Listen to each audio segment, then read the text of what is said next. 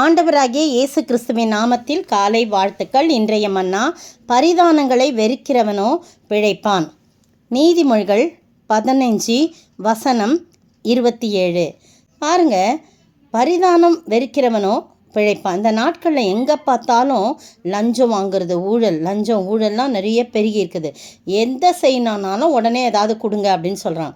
அது பார்த்திங்கன்னா அரசாங்க அதிகாரிகள்லேருந்து நல்ல ஊதியத்தில் இருப்பாங்க, நல்ல அவங்களுக்கு நிறைய சம்பளம் இருக்கும்.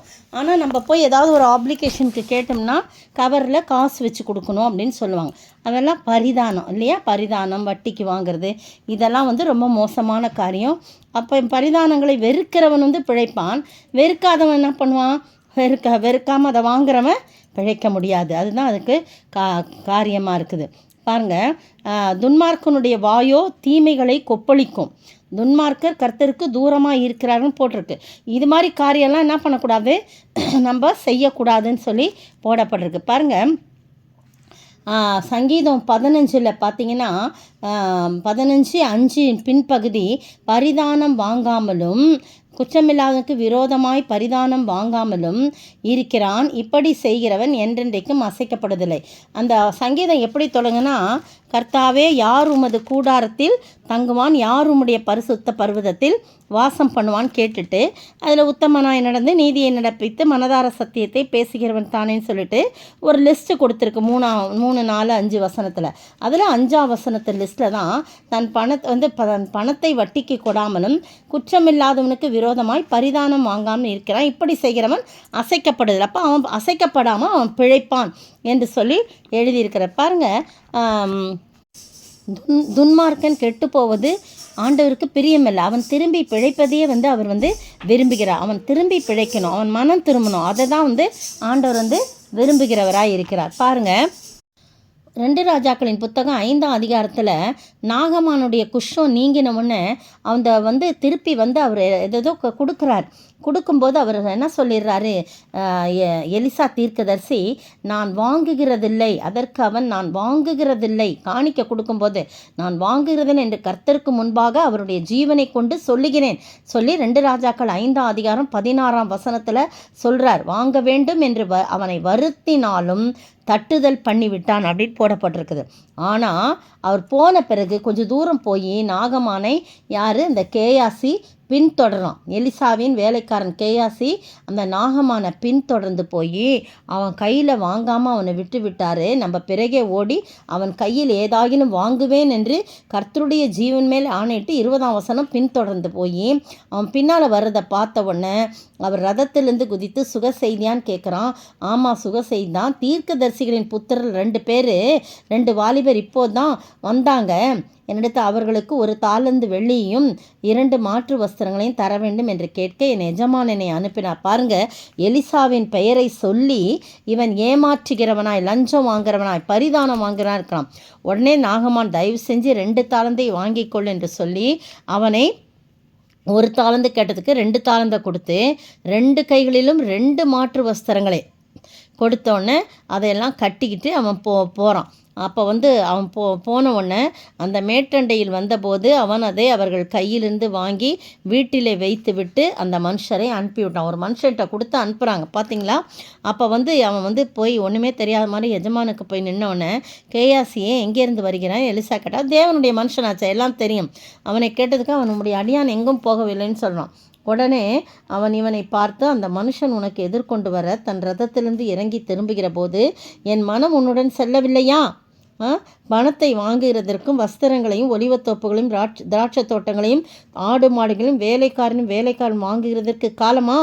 ஆகையால் நாகமானின் குஷ்டரோகம் உன்னையும் உன் சந்ததியாரையும் என்றென்றைக்கும் பிடித்திருக்கும் என்றான். உடனே அவன் உறைந்த மழை நிறமான குஷ்டரோகியாகி அவன் சமூகத்தை விட்டு புறப்பட்டு போனான். பார்த்தீங்களா? துன்மார்க்கமான ஒரு காரியம் அவனுக்குள்ளே வந்தது. ஆண்டவருடைய மனுஷனுடைய கூடயே இருக்கிறவனுக்கு அந்த பண ஆசை பரிதானம் வாங்கும்படியாக அங்கே ஓடி போய் அவன் என்ன பண்ணுறான், வாங்கிறான். அதனால் கிடைச்சது என்ன? குஷ்டரோகம். அவன் பிழைக்க முடியாது. இந்த அருமையான வேளையிலே நீங்களும் நானும் ஆண்டவருடைய சமூகத்தில் எந்த சந்தர்ப்பங்களும் நாம் உதவி செய்கிறவர்கள் கூட நமக்கு ஏதாவது வந்து கொடுத்தா அவன் சொன்னான், நம்ம என்ன பண்ணக்கூடாது? பண விஷயத்தில் ரொம்ப ஜாக்கிரதையாக இருக்கணும். நம்முடைய கைகள் சுத்தமாக இருக்கணும். அதுதான் 115ஆம் சங்கீதத்தில் யார் கர்த்தருடைய கூடாதுன்னா கைகளில் சுத்தமுள்ளவன் அப்படின்னு சொல்லி 15ஆம் சங்கீதம் 15ஆம் சங்கீதத்தில் சொல்லப்படும். கைகளில் சுத்தம் உள்ளவனும் அப்படின்னு சொல்லி எடுத்த உடனே போடப்பட்டிருக்கு.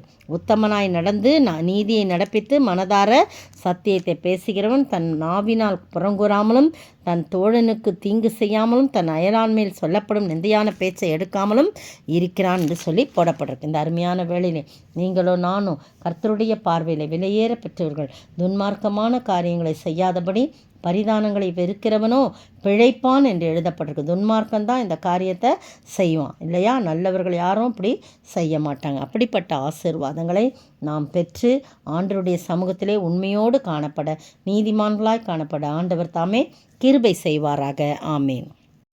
கர்த்தாவே, யாருமது கூடாரத்தில் தங்குவான், யாருமது பரிசுத்த பர்வதத்தில் வாசம் பண்ணுவான்.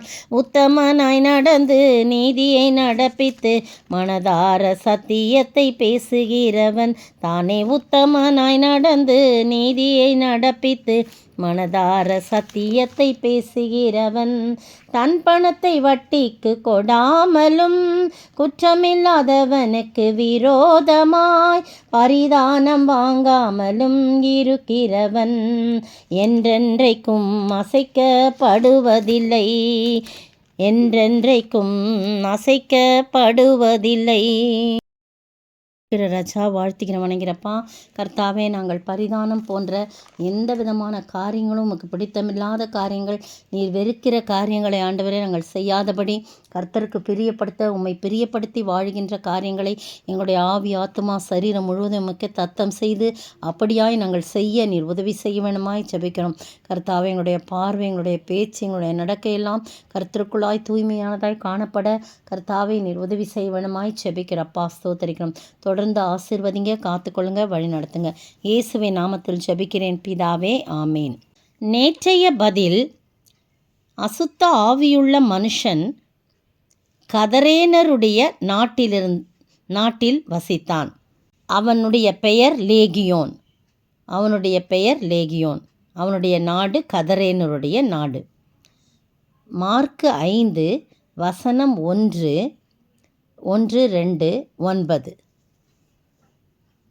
இன்றைய கேள்வி: பிசாசு பிடித்திருந்தவன் எந்த நாட்டில் போய் இயேசு தனக்கு செய்தவைகளை பிரசித்தம் பண்ணத் தொடங்கினான்?